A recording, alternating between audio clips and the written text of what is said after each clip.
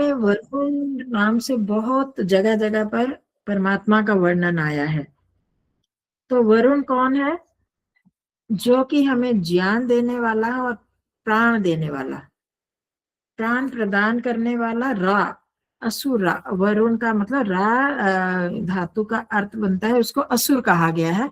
असुर का मतलब वो होता है जो असु ददाती थी, जो देता है। असु किसको होता है? प्राण को और बुद्धि को, प्रज्ञा को देने वाला कौन है? वो परमात्मा है। तो इसलिए वो वरुण कहलाता है। और वरुण जो है वो एक वरण, जो हमारा वरण करता है हम सबको, जो परमात्मा को चाहते हैं, तो जिसमें परमात्मा के योग्य, उसको प्राप्त करने के योग्य गुण जिसमें आते हैं, वो जिसका वरण कर लेता है। और जो वरण करने योग्य है, जो सबसे श्रेष्ठ है संसार में, उसका वरण करना। तो ये जो परमात्मा है वो कैसा है, क्यों प्राप्त करने योग्य है? वही संसार का बनाने वाला, पालन करने वाला, चलाने वाला, संहार करने वाला होने से परमात्मा का नाम वरुण है। और परमात्मा का एक और नाम शायद आपने नहीं सुना होगा, वरुणीय, ढकना। ढकना अर्थ से परमात्मा का अर्थ, जो हमको ढक लेता है, चुन लेता है, स्वीकार कर लेता है और ढक लेता है। क्या ढक लेता है? जो परमात्मा हमारे बुराइयों को ढक लेता है, मतलब बुराइयों से बचा लेता है, उनके प्रभाव से हमको बचाता है, इसलिए भी परमात्मा वरुण है।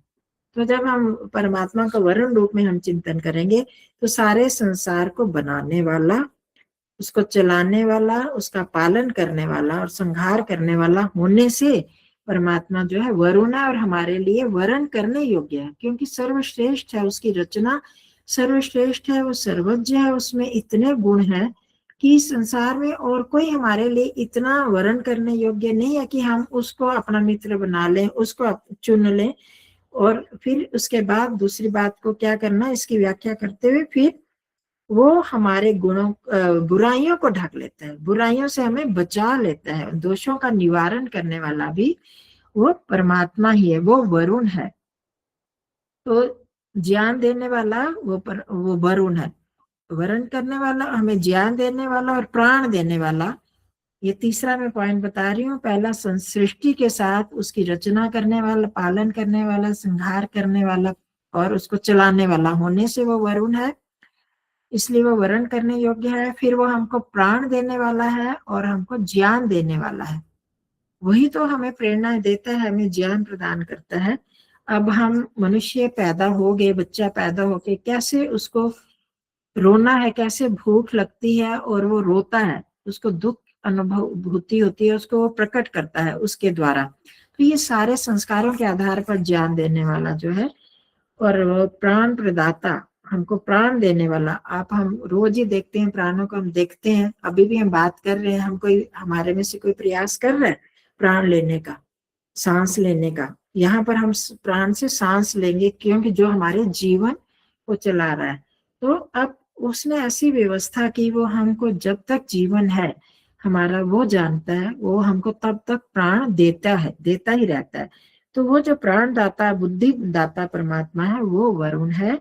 वो उसको हम, वो अब, और चौथी बात कि वो सब जगह व्याप्त होकर हमारी हर एक बात को जानता है।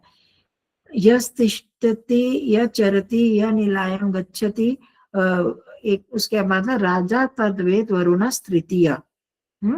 एक थोड़ा भूल रही हूँ, जिसमें है कि जब छिप कर हम कोई काम करने लगते हैं, तो वो तीसरा, जहां पर हम बैठे वहां पर भी बैठा वो तीसरा जो वरुण राजा है, वो हमको देखता है, वो हमको देख रहा है, सब जगह देख रहा है।